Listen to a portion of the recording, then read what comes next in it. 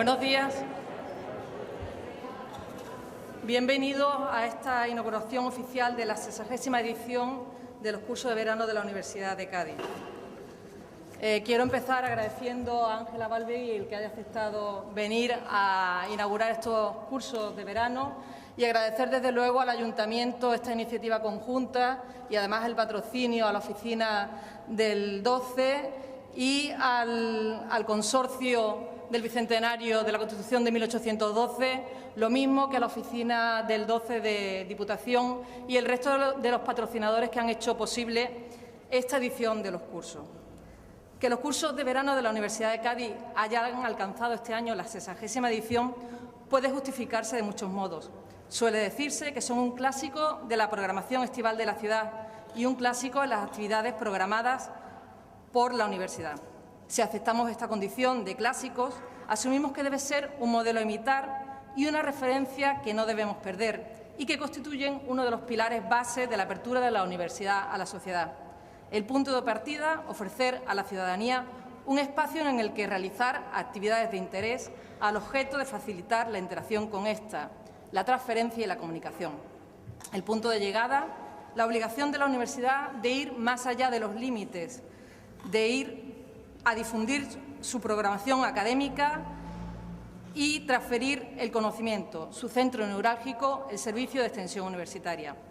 Estas y otras razones hacen que la apuesta por estos cursos no solo se haya consolidado, sino que cada vez más reclamen una atención preferente. Seminarios, talleres y escuelas constituyen una ventana abierta y un referente que hoy en día trasciende gracias a la apuesta por las nuevas tecnologías, los límites de nuestra provincia, de nuestra comunidad o de nuestro país. En ellos se desarrollan actividades que, aunque de distinta naturaleza, están dirigidas a un público general, proporcionándoles un espacio moldeable, adaptable a sus necesidades. De acuerdo con la apuesta estratégica del Ayuntamiento de Cádiz, este año se ha hecho especial hincapié en ofrecer cursos que incidan en lo que la ciudad tiene de riqueza cultural, en poner en valor su patrimonio. Pues si estamos de acuerdo en que en estos meses de canícula muchos de los veraneantes, también de los cursillistas que nos acompañan, vienen atraídos por la fama de su sol y sus playas, es evidente que ese turismo está cada vez más en franca decadencia y que conviene que estemos preparados para ofertar un turismo cultural de calidad que no puede limitarse, por otra parte, a un localismo reductor, sino que debe explicar la riqueza del patrimonio cultural gaditano en su contexto andaluz e incluso europeo. En eso estamos de acuerdo todas las instituciones aquí presentes y creo que es una apuesta de todos, del Ayuntamiento, del consorcio y, desde luego, de la universidad. En este sentido, a lo largo de las próximas semanas nos zambulliremos en la ordenación y explotación histórica del espacio gaditano, en la naturaleza, el arte y el paisaje, que conjugará una mirada interdisciplinar acerca del paisaje cultural con especial atención a Bolonia y su entorno. Ocios y diversiones en el pasado gaditano, que desde la misma Bolonia hará un recorrido por el Gades de los Balbos y otras ciudades romanas de la Sierra, así como el ámbito de la Baja Andalucía. El Cádiz decimonónico, referente cultural y musical, y aún más específicamente de la ópera, será motivo de otro seminario. Además de los dedicados a la vida cotidiana en el Cádiz de las Cortes, el reflejo de la lengua y la ideología ilustrada en las Cortes de Cádiz, dentro ya de la Semana Constitucional, así como el de problemas del constitucionalismo en el siglo XXI, sin olvidar a nuestro insigne científico, al que se dedicará el seminario Mutis y la botánica, ni tampoco a heterodoxos liberales, románticos y republicanos como el abate Marchena. También nos acordaremos de la represión y el exilio en el 39, porque, como se ha puesto de manifiesto, las lecciones de la democracia es necesario ajustarlas y asentarlas en buenos pilares de conocimiento, así como los avances en la creación fotográfica.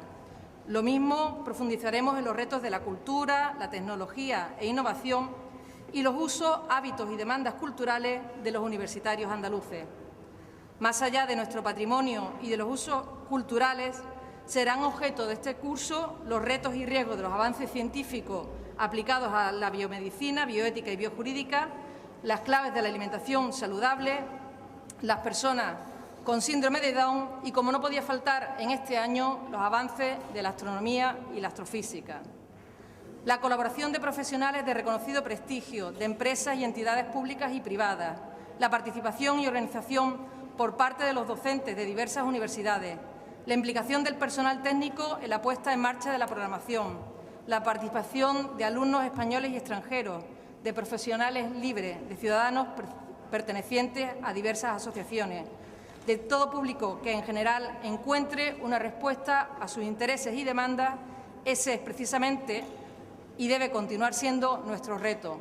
Seguro que en estos cursos conseguiremos que la etiqueta de clásico siga siendo un referente, y gracias a la apuesta, como digo, de los patrocinadores, a la iniciativa conjunta del Ayuntamiento y, desde luego, a la presencia de Ángela Balvey, que nos pronunciará la conferencia inaugural.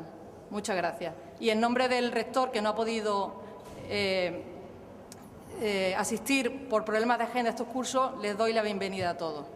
Tiene ahora la palabra don Antonio Castillo, concejal delegado de Universidad y Cultura. Muchas gracias.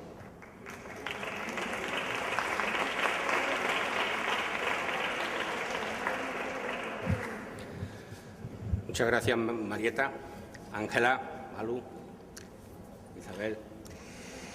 Ante todo, muy buenos días y un saludo muy cordial que les traslado también en nombre de nuestra alcaldesa Teófila Martínez.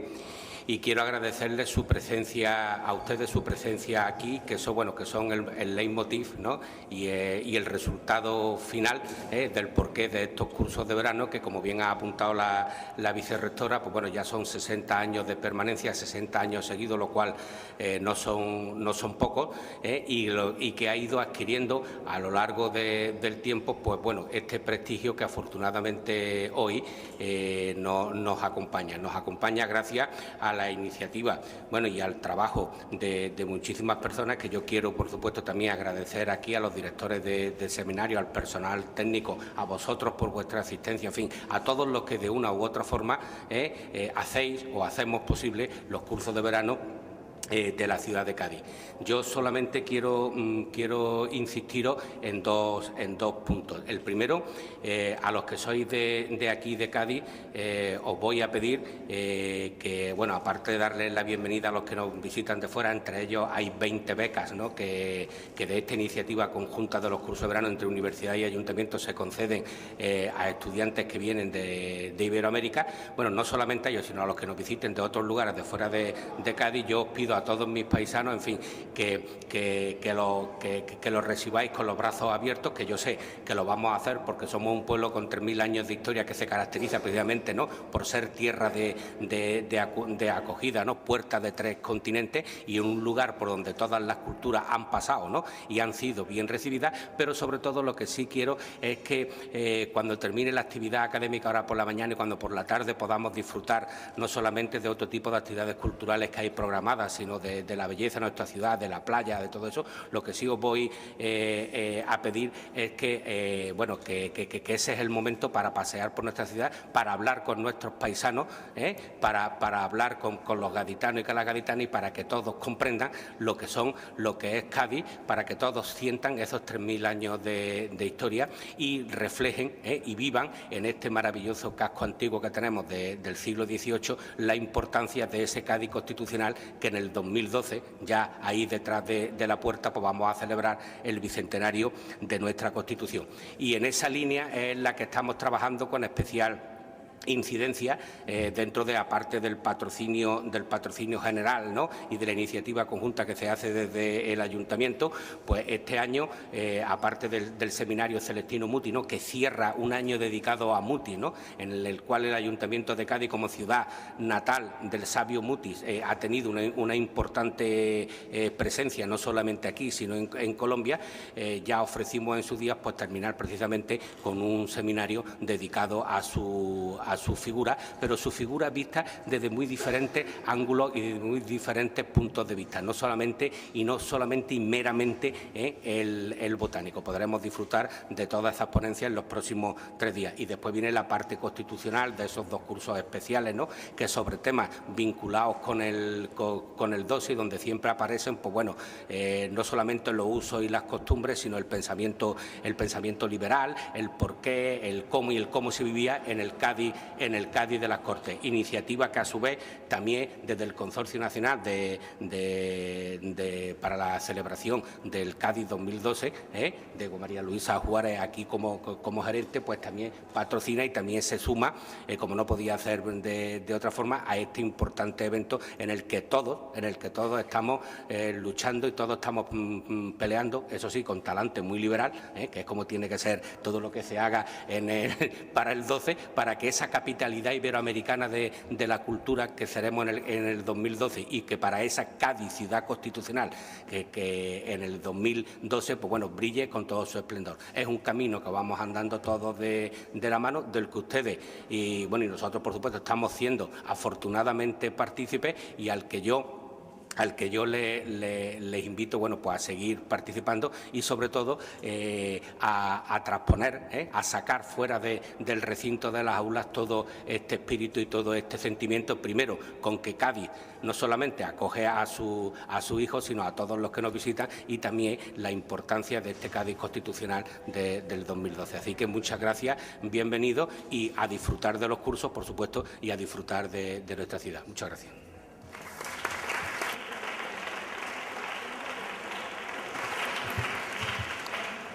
A continuación tiene la palabra María Luisa García Juárez, directora gerente del Consorcio para la conmemoración del Bicentenario de la Constitución de 1812. Bueno, gracias, Marieta, y gracias a mis compañeros de mesa, sobre todo a Ángeles. No voy a poder escucharte, pero espero que todo el mundo pueda disfrutar de tu buena palabra. Y gracias también a mi compañero del Ayuntamiento de Cádiz, que un poco coincide en las palabras que teníamos prevista deciros, ¿no? Lo primero, gracias a los que nos venís a visitar de fuera, explicaros por qué es tan importante para el Consorcio del Bicentenario, que como sabéis es una institución que aglutina las 5 administraciones con competencia territorial en la ciudad de Cádiz y San Fernando, la otra protagonista de este Bicentenario. Y es importante, como digo, para el consorcio apoyar estas iniciativas por 2 motivos. El primero es porque ya en la Constitución de 1812 el espíritu liberal y todas las personas que compusieron y que redactaron la Constitución sabían que no podía existir el progreso sin la formación y sin la enseñanza. De ahí que la primera vez que se hable de universalizar la enseñanza sea en la Constitución del 12, en el artículo 366, un artículo precioso que pone el acento en la necesidad de enseñar a todos los niños en todas las escuelas del reino, como dice el texto liberal, a aprender a escribir, a leer y a contar. Igualmente, la Constitución del 12 hizo un guiño a la necesidad de implantar universidades y escuelas y centros donde enseñar las mayores disciplinas, las disciplinas de las bellas artes, de la tecnología y de la ciencia. Y ya esa confirmación de que el único camino posible al desarrollo de una nación y a la felicidad de un pueblo y de una nación se consigue a través del fomento de la enseñanza y del estudio, pues yo creo que es suficiente para que a la hora de conmemorar el 12 lo hagamos teniendo en cuenta que lo que tenemos que dejar es una gran herencia y transmitir que el espíritu liberal del 12 pues nos acompaña a todos en todos nuestros quehaceres, en los quehaceres políticos, en los quehaceres de la función pública, pero también en el del trabajo, el esfuerzo y el estudio. Para el consorcio, como digo, es imprescindible que el conocimiento que aquí se transmita pues sirva sobre todo para poner en valor esa gran herencia que supuso el 12, el hecho histórico, que no es un hecho histórico aislado para las ciudades de Cádiz y San Fernando, sino que tiene una trascendencia enorme para la historia de nuestra nación, para la historia de América Latina, y desde luego que esa trascendencia no es meramente histórica, es también constitucional y jurídica y forma parte de la construcción de la democracia que tenemos hoy en día. Yo quiero felicitar a la universidad porque lleven 60 años consecutivos con esta iniciativa que, como muy bien dice el concejal de Cultura, pues nos sirve a todos los gaditanos para poder transmitir que aquí en Cádiz hay algo más que sol y playa, salero y gracia, y que lo que sí tenemos es una historia y un patrimonio cultural del que estamos muy orgullosos y que desde luego estaríamos encantados que pudierais disfrutarlo no solamente en el estudio, sino también en el paseo y en el ocio. Nada más, bienvenidos y que disfrutéis de esta edición 60 de los cursos de verano.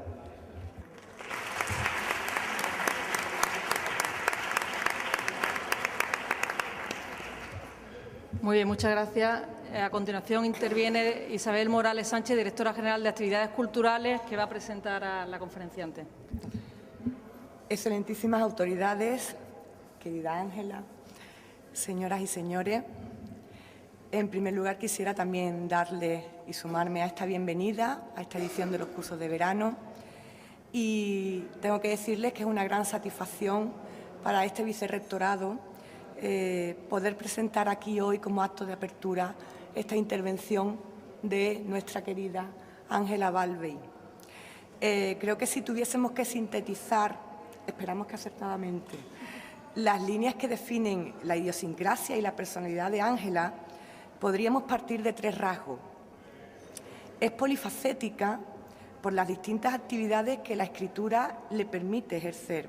Es novelista, es poeta, es articulista.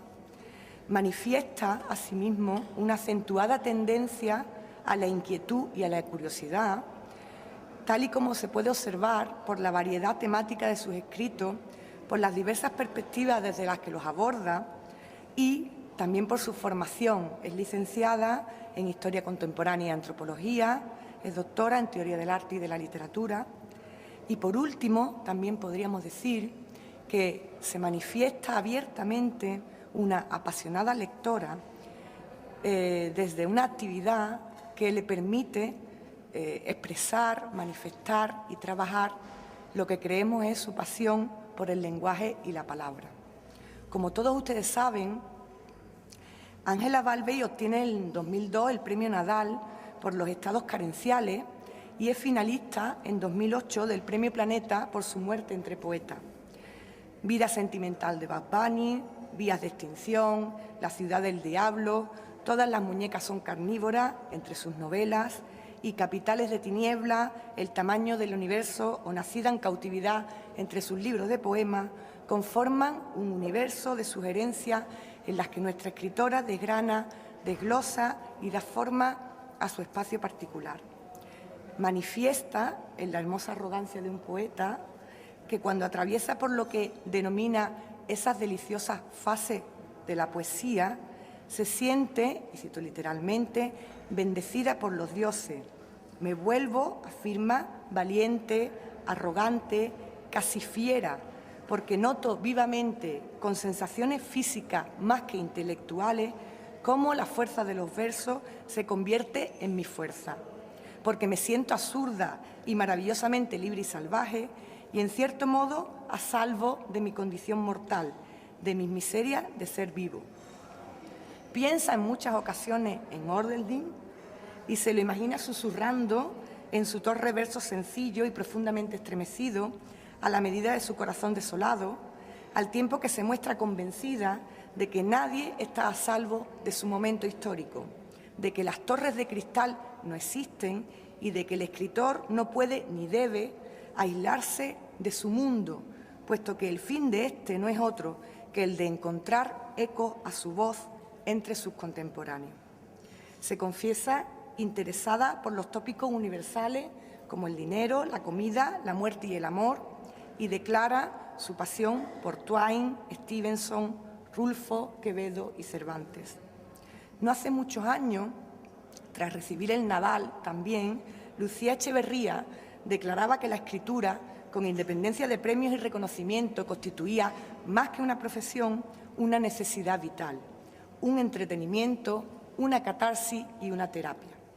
Hace algunos años más, pero tampoco demasiado, nuestro caballero Bonal escribía un sugerente manifiesto a raíz de una de las ediciones de la Feria del Libro en Cádiz, en la que afirmaba sin tapujos que el escritor, en definitiva, siempre escribe los libros que a uno le gustaría leer.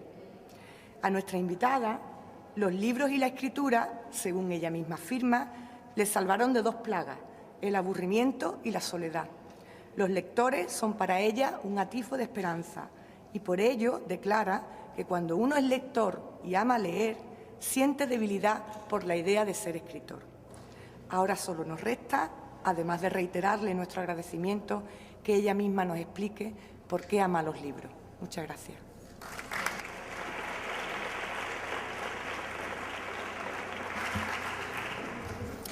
Buenos días. Muchas gracias, Isabel, por esta presentación que no merezco.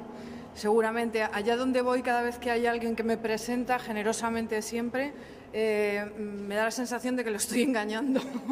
Entonces, este ha sido el caso también. Gracias por tu generosidad y por tu amabilidad. Y gracias también a don Antonio, a doña Marieta, por acompañarme y por darme la oportunidad de acompañarles a todos ustedes esta mañana. La verdad es que me gusta estar en la universidad, me gusta volver a la universidad y además en Cádiz, donde un poeta puede simple y llanamente coger la luz a puñados y hacer con ella lo que quiera. Esto es maravilloso, no se puede hacer en cualquier sitio del mundo y en Cádiz se puede hacer. Esto a mí me llena de belleza, nada más levantarme por la mañana, y esto es algo que no se puede agradecer con palabras. Además, me gusta estar en Cádiz porque es uno de esos pocos sitios donde la gente incluso no muy bien formada, digamos en el sentido académico de la palabra, no formada académicamente, sí que entiende el concepto de liberal, que es algo que, como yo digo, a veces por hacer una de esas bromas pesadas a las que soy muy aficionada, yo suelo decir que en España, cuando decimos la palabra liberal, uno piensa en estos anuncios de contactos donde pone casado, 40 años, tengo piso, discreto, para ambos sexos. Ser liberal es otra cosa. Ser liberal es, desde luego, un concepto que sí que se entiende en esta ciudad de 3.000 años de antigüedad, como decía Antonio, y que está presente en el espíritu de esa Constitución y de ese centenario, de ese bicentenario que celebraremos todos dentro de poco. Yo le he puesto este título a mi pequeña charla, la de ¿por qué amo los libros?, porque venir a la universidad y no hablar de libros, pues ya es raro, y además porque creo que en estos tiempos que vivimos últimamente es más necesario que nunca promocionar los libros, promocionar la lectura, hacer apología de la lectura e intentar transmitir, por lo menos, ya si no lo conseguimos, por lo menos intentarlo, esa pasión por los libros, que yo siento, desde luego, la he sentido toda mi vida. No sé si soy capaz de transmitirla, pero hago todos los esfuerzos posibles, porque me parece que hasta ahora, en la historia de la humanidad, los libros han sido el único instrumento verdaderamente efectivo, verdaderamente útil, de transmisión de cultura y de ideas. Y ahora vivimos un momento un poco complicado, en el que no se sabe muy bien, o algunos augures y también voceros están tratando de anunciar la muerte de los libros. Bueno, yo voy a contarles un poco por qué amo los libros, por qué amo algunos escritores, y después haré una pequeña reflexión sobre el libro electrónico, que creo que es un asunto que no sé si estará entre los temas de estos cursos tan variados que ofrecen un amplio catálogo de intereses intelectuales a los interesados, sino, no lo sé, pero desde luego me parece que es un tema interesante y que es un tema del que hay que empezar a hablar en las universidades, que para ello son templos de saber, o así suponemos.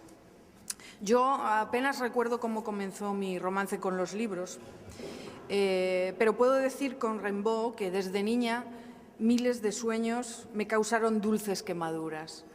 Esto es muy bonito, lo decía Rimbaud, pero cuando las cosas son bellas yo soy la primera en apropiármelas haciendo homenaje al que lo dijo. Entonces me acusan a veces de que cito mucho, pero me parece que es una obligación, una deferencia intelectual y un síntoma de honestidad que por lo menos yo quiero seguir teniendo. Hay gente que se apropia de las cosas y no pone el nombre del origen. Decía Thackeray, sembrad un acto y tendréis una costumbre, sembrad una costumbre y tendréis un carácter, sembrad un carácter y tendréis todo el porvenir de un individuo. Esto lo decía en unos tiempos, yo creo, mucho más ingenuos que los nuestros. Pero bueno, leer para mí fue, en primer lugar, un acto que se convirtió en costumbre y más tarde en carácter y en porvenir. Cuando era pequeña no hubiese podido imaginar jamás, y eso que me faltaban muchas cosas por entonces, salvo imaginación, que llegaría un momento en que pudiese hacer de los libros mi profesión, que aquel impulso que había salido de mi silencio y mi tristeza, de mi extasiada contemplación de la belleza del mundo, un día iba a convertirse además en mi sustento, no solo espiritual. Bien es cierto que eso, hacer de los libros mi vida y el fundamento que le aporta sostén, no ha sido únicamente un camino de placer, que lo ha sido, sino también de trabajo. A mí me parece que la universidad es uno de esos sitios donde debería aprenderse la importancia del trabajo y también a lo mejor la falta de importancia del trabajo, ¿no? Pero eso depende de cada cual. San Agustín aseguraba que no hay nada tan fatigoso como no trabajar, que la pereza derrocha una fortuna en la mitad de tiempo que necesita el trabajo para ganarla. Y en parecida línea, un proverbio turco sentencia: el demonio tienta al perezoso, pero el perezoso tienta a su vez al demonio. Yo, por mi parte, he optado por el trabajo. Hay quien opta por la holganza, pero a mí me parece que incluso para hacer el trabajo que yo hago es necesario trabajar, porque, como decía, no recuerdo exactamente quién era, decía que la inspiración te debe de pillar trabajando. Hay muchos genios que lo son en potencia, grandes promesas de genialidad por ahí, pero nunca se han puesto a trabajar y no sabemos si realmente ese potencial existía o era solamente una promesa. Yo he arrancado, pues, con trabajo y con placer los tesoros que contienen los libros y los he hecho propios, pero asimismo he tratado de devolverles a otros lo que encontré en libros y en autores que acompañaron mi vida, salvándome, como decía Isabel, del aburrimiento y de la soledad, sí, y protegiéndome en muchas ocasiones incluso de mí misma. He procurado ser puntual en mis citas personales y, sobre todo, en mi cita con la literatura. Yo, siempre que puedo, hago un elogio de la puntualidad y creo que este también es un sitio para aprender la importancia de la puntualidad. No recuerdo ni un solo día en que me haya ido a la cama, por ejemplo, sin antes haber leído unas pocas líneas. Y debo decir que hasta la fecha la experiencia me ha resultado bastante provechosa. La puntualidad, como les decía, es importante como el trabajo. La puntualidad es lo más parecido que conozco a la exactitud en un mundo caótico e impredecible. La puntualidad es el balduque que ata el descontrolado haz de las acciones humanas, como si fuera un viejo y bien apretado legajo. Cuando su graciosa majestad Jorge III citó a uno de sus nobles, este llegó tarde y el rey, realmente disgustado, le hizo notar su falta de formalidad, a lo que el noble respondió: «Señor, más vale tarde que nunca». Y el rey replicó con acierto: «No, eso es un error, un error. Yo digo que más vale nunca que tarde. Por lo general siempre es demasiado tarde en la vida, demasiado tarde para la obediencia, demasiado tarde para el respeto, demasiado tarde para reformar, demasiado tarde para el éxito, pero no demasiado tarde para la ruina». Y es verdad, estoy de acuerdo. La ruina nunca llega demasiado tarde, mientras que lo bueno necesario tiende a retrasarse si no le damos un pequeño empujón nosotros mismos. Como les decía, yo quería hacer un gran hincapié en la importancia que tiene para mí la lectura. Y el último informe de la Federación de Gremios de Editores de España sobre los hábitos de lectura y compra de libros da unos resultados que, a poco que se ponga interés en leerlo, se deduce de ellos que hay una relación muy clara entre la lectura y la escuela o el mundo académico. Se va viendo cómo se va perdiendo el hábito de lectura conforme los niños dejan la escuela conforme los jóvenes adultos abandonan la universidad. Es una fuente de lectura la escuela, la academia, y al final parece que los libros, con la edad, con el alejamiento de las obligaciones académicas, tienden a ser olvidados en nuestro país, olvidados en el baúl del descrédito. Y la lectura se va quedando, conforme la gente madura, como digo, para los recalcitrantes, entre cuyas filas me cuento, déjenme decirlo, porque yo opino, como Iago, aquel personaje de Shakespeare, que en nosotros consiste, decía Iago, en nosotros consiste el ser de un modo u otro. Nuestros cuerpos son huertos en que hacen de hortelanos nuestras voluntades, de manera que si queremos plantar ortigas o sembrar lechugas, plantar hisopo y arrancar el tomillo, abastecerlo con un solo género de hierbas o repartirlo en varias, tenerlo estéril por pereza o cultivarlo con el trabajo, todo ello depende de nuestra voluntad. Y es verdad que aut viam inveniam aut faciam, decía Aníbal. Yo hago una traducción bastante libre porque hice el bachillerato de Ciencias y mi traducción es «encontraré el camino o lo abriré como sea». Yo creo que esto ocurre con cada uno de nosotros. Creo que es verdad que las condiciones de nuestra educación influyen en nuestra personalidad y en nuestro destino, que influye el ADN que hemos recibido como herencia biológica, pero creo que también el ser humano es un work in progress que se va construyendo día a día y que de nuestra voluntad depende en un gran porcentaje nuestro destino. La universidad es un sitio en el que se ve claramente cómo esa voluntad de formarse, de ser más culto, más especializado en una cosa u otra, influye a la larga, y aunque a veces cuando uno está en la universidad no sea consciente de ello, en la manera en que vamos a enfrentarnos a nuestro destino y en que vamos a cumplir nuestro destino. En fin, para la falta de afección a la lectura que yo veo en España generalmente y para otros males que nos aquejan, yo creo en la educación, con la misma fe y el mismo convencimiento que Leopoldo Alas Clarín, y casi con su misma urgencia más de un siglo después de su muerte. Clarín es un autor que me hizo pasar ratos inolvidables. Además tiene una biografía que me resulta especialmente interesante. Era un tipo pendenciero. Era hijo de un gobernador civil, fue conocido en su tiempo como publicista y crítico porque ejercía la crítica y la ejercía de una manera feroz, pero luego no recibía bien las críticas y en esto yo siento que es un alma gemela mía, porque Clarín lo que hacía es que cuando lo machacaban en los periódicos se batía en duelo. Yo lo he intentado, pero están prohibidos los duelos y no se puede en este país batirse ya en duelo. He tratado de formar una asociación que reivindique la legalización de nuevo de los duelos, pero ha sido imposible tener más socios que la presidenta, que era yo, y uno más, que era un espontáneo, que por cierto es un profesor de universidad y además es un hombre ilustre.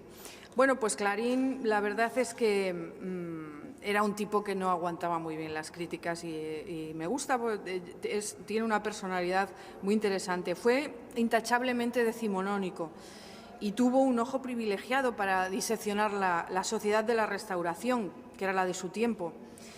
Y la diseccionó hasta llegar al puro hueso, como lo demostró en su gran novela La Regenta, que empieza presentando una heroica ciudad que duerme la siesta, Vetusta, que era Oviedo, y concluye con una mujer adúltera, joven y enferma de soledad, inconsciente y tirada en el suelo de la catedral como una escoria desprendida de los fondillos del traje de un burgués, sintiendo sobre su boca algo así como el vientre sucio y viscoso de un sapo.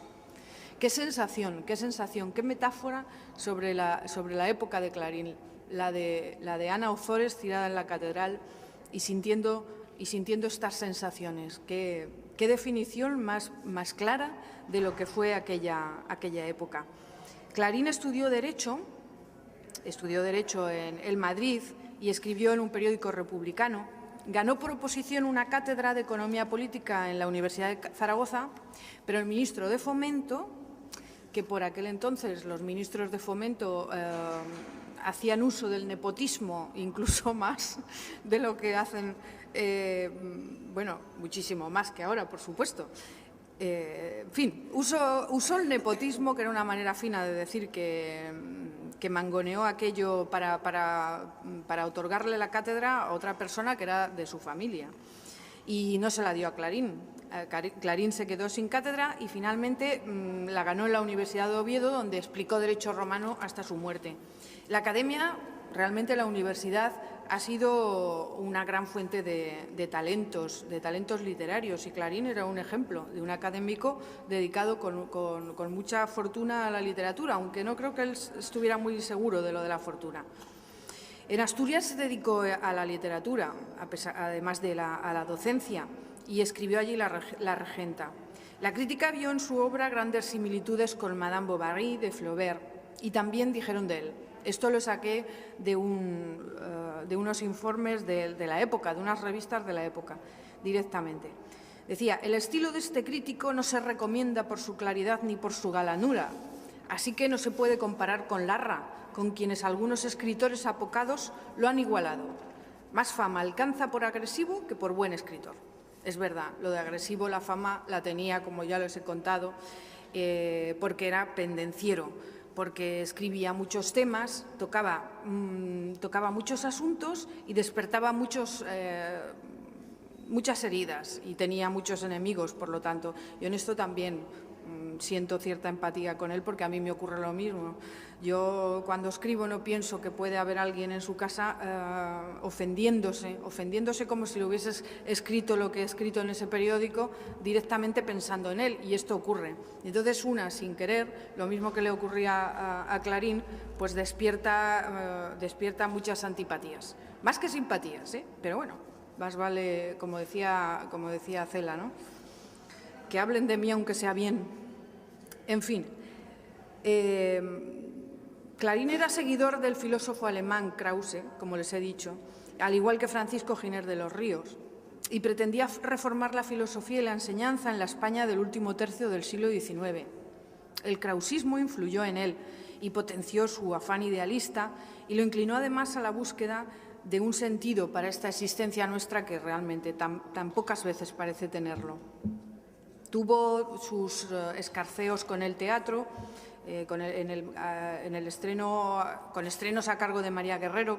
No gustaba mucho al público del teatro español. Pero bueno, en el Ateneo de Madrid, cuando Clarín lo visitaba, siempre encontraba motivos para la gresca, y, por ejemplo, Navarro Ledesma le atizó una vez, aunque la cosa no llegó a acabar en duelo. Su fama de pendenciero, de agresivo, se contradice con la extraordinaria sensibilidad que demostró en La Regenta a la hora de perfilar ese alma humana, la de Anita Ozores, la protagonista, que es, desde luego, un personaje impecable. Jovencita inexperta, atrapada entre los rigores del arrebato místico y la lubricidad, aunque sea engalanada de engañosos tintes nobles como el amor, porque no sabemos, o bueno, imaginamos los lectores que lo que sentía Ana Ozores eran más escalofríos lúbricos que puramente ideales, de amor ideal. Estaba casada Anita Ozores con un viejo ridículo y acomodado, un hombre de corte calderoniano, al que los cuernos, quien haya leído la novela lo sabe, pues les piensa enseguida que le sentarían como anillo al dedo. Decía Clarín, ella se moría de hastío, tenía 27 años, la juventud huía y no había gozado ni una vez de esas delicias del amor del que hablaban todos. La pobre Ana Ozores será la víctima por excelencia de la sociedad de su tiempo, intransigente, conservadora, inmovilista, y de Álvaro Mesía, jefe del Partido Liberal, un don Juan provinciano que se las da de hombre de mundo y resulta un patético cobarde. Tan débil y ruin al final como apuesto y seductor parecía al principio. Ana será también la víctima de su marido, Víctor Quintanar, es regente de la Audiencia, personaje de opereta al que se le niega incluso la dignidad de la muerte. Y será Ana Ozores también sacrificada por don Fermín de Pas, el magistral de la catedral, encarnación de una iglesia omnipresente e institucionalizada en la época, que comparte con la clase dirigente su ambición por el poder y el control del sistema, incluyendo su afán por servir de freno a los desmanes sociales del proletariado. Es curioso cómo en España todavía hay gente que piensa que vivimos en las mismas condiciones. Y entonces, justamente cuando la Iglesia necesitaba un repaso, como el que le hacía Clarín, con una finura y un estilete literario de primera, pues recibía pocos de estos repasos. Y hoy, cuando la Iglesia está en el sitio que está, recibe más manos como se dice, se recibe más golpes que una estera. En fin, pero esa es una apreciación personal. Naturalismo y krausismo se fundieron en aquella obra, en La Regenta, una obra que, como Madame Bovary de Gustave Flaubert, que ya he mencionado, Ana Karenina de León Tolstoy, El primo Basilio de Esa de Queirós o incluso Los Pazos de Ulloa de Pardo Bazán, bueno, pues en estas novelas, en todas ellas, el adulterio sirve para desenmascarar una sociedad que se tambalea moralmente. En esta novela, en La Regenta, Clarín no dejó títere con cabeza y los críticos del crítico, fueron tan feroces con él que en adelante Clarín nunca se atrevió a llegar tan lejos. Nunca se atrevió a llegar tan lejos como en esta novela, como en La Regenta. Es curioso, como les he dicho, ya cómo hay tantos paralelismos entre la época de la Restauración y el momento actual, y tantos abismos, pero sin embargo con los mismos tic en las mentalidades de la gente. Yo, a lo largo de mi vida, y hablando de otra cosa, he procurado seguir pocas consignas, pero nunca he olvidado una, que es de Roger Penrose, y creo que es bonito citarla. Yo lo hago cuando puedo. Él decía que una idea bella tiene una probabilidad mucho mayor de ser una idea correcta que una idea fea. Y siguiendo esta hipótesis, yo siempre he sabido que era bueno, por bello, amar la poesía, los libros y a los poetas, incluso ser poeta.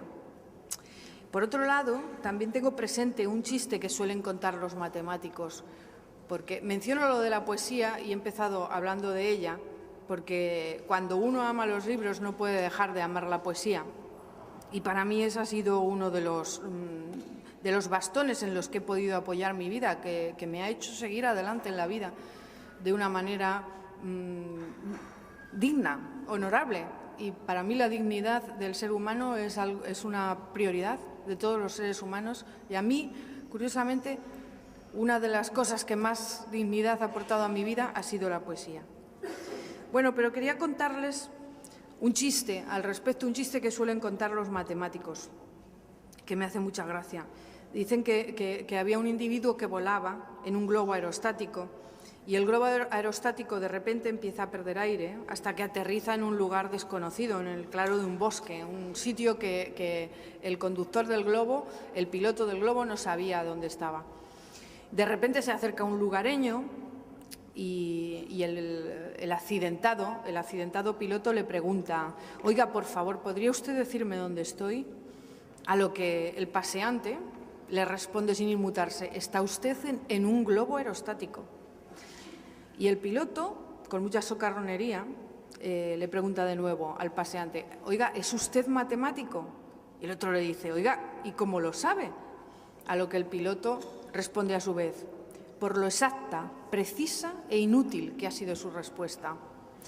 Es verdad, en esto la matemática se parece mucho a la poesía. Se parece mucho.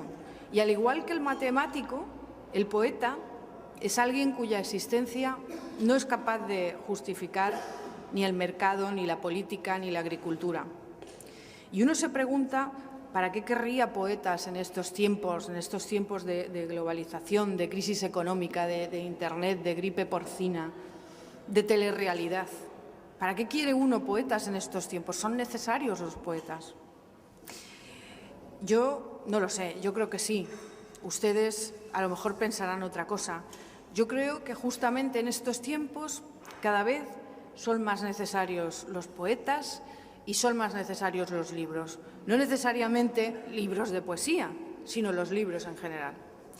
Y yo, haciendo una relación al título de esta charla, quería empezar a contarles esto.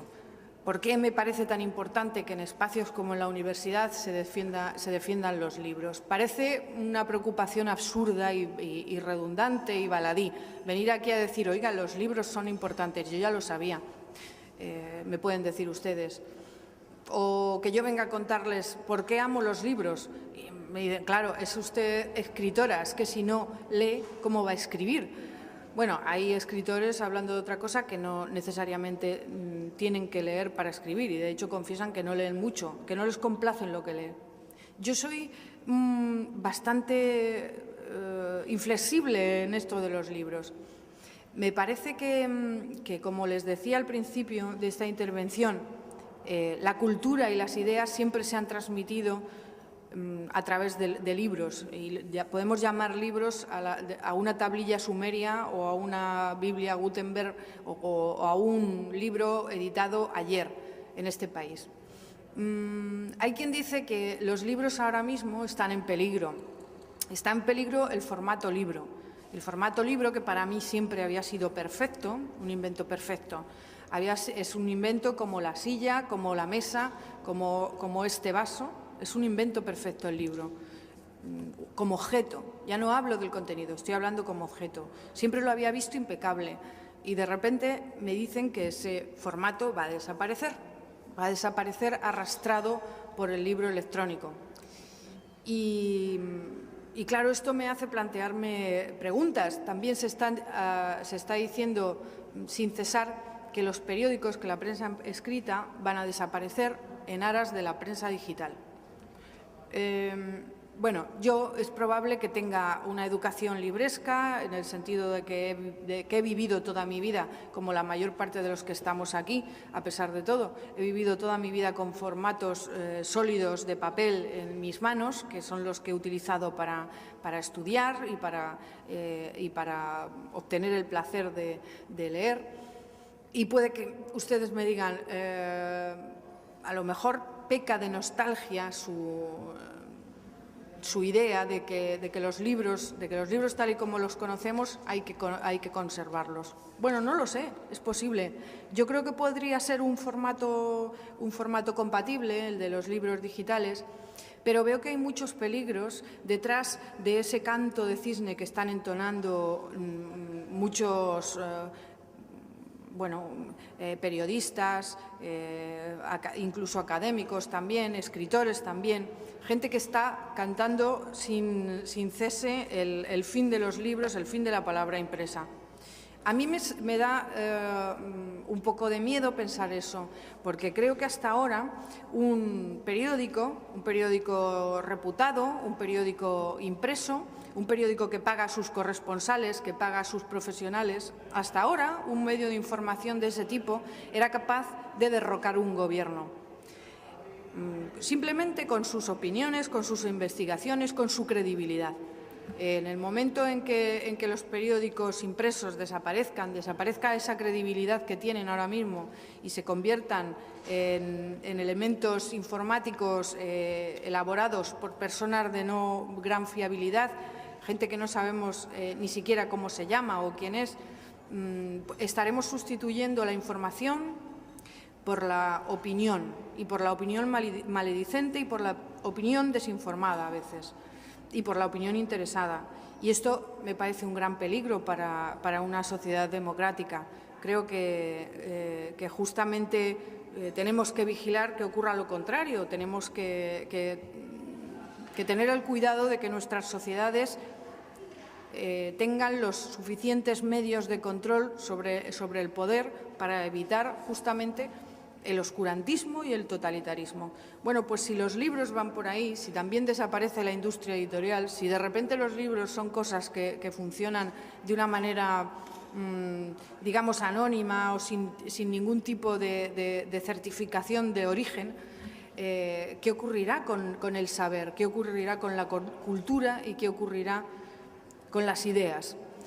A mí todo esto me suena muy orwelliano, quizá porque cuando iba al instituto y al colegio me hicieron leer mucho a Orwell y me influyó mucho, y tengo un concepto muy claro y definido de los peligros de los totalitarismos, pero en cualquier caso El hecho de que se anuncie un mundo sin libros, un mundo sin papel, un mundo sin que haya un autor detrás, sin que haya una certificación de origen y una certificación de calidad detrás de las cosas, me da un poco de miedo.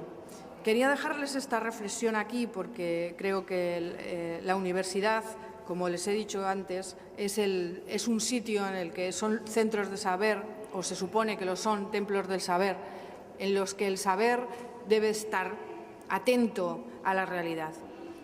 Ustedes, que son jóvenes universitarios, que están preparándose para salir a la vida y para afrontar los retos del futuro, creo que son los principales depositarios de estas preguntas. Yo solamente se las quiero dejar aquí, se las quiero dejar flotando, y les quiero dejar también como reflexión esa cita última que les he mencionado antes de Penrose. Y que piensen ustedes que una idea bella siempre tiene muchas más posibilidades de ser una idea correcta que una idea fea.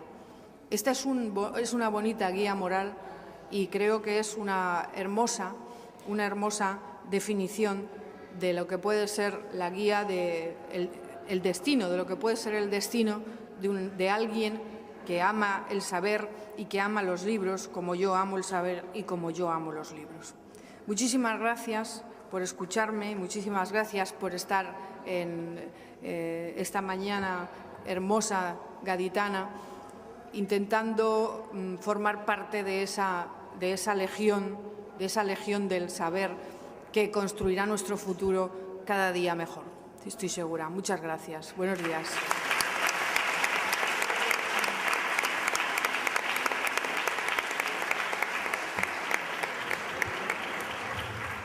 Pues muchas gracias a ti, Ángela, por esta sugerente conferencia que nos ha hecho soñar con los mundos de la fantasía, de la literatura, al tiempo que nos recordaba la lección de los krausistas, en eso tan idealista como los ilustrados doceañistas, en esa fe en la cultura, en la educación y en los libros. Gracias a todos, profesores, alumnos, coordinadores, por estar aquí. Y en nombre del rector de nuestra universidad queda inaugurada esta 60ª edición de los cursos de verano. Gracias. Yo no sé si me he pasado hoy dinero.